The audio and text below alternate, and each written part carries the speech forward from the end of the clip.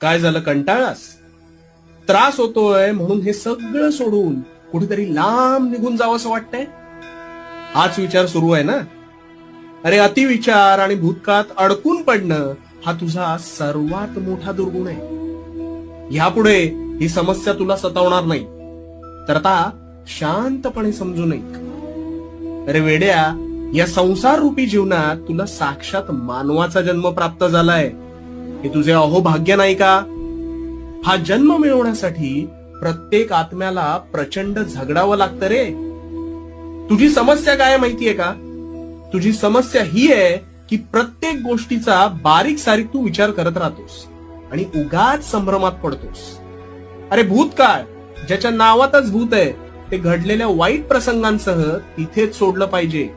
नाहीतर ह्याच भूतकाळातलं भूत तुझ्या मानगुटीवर बसून तुझा वर्तमान बेचिराग करेल.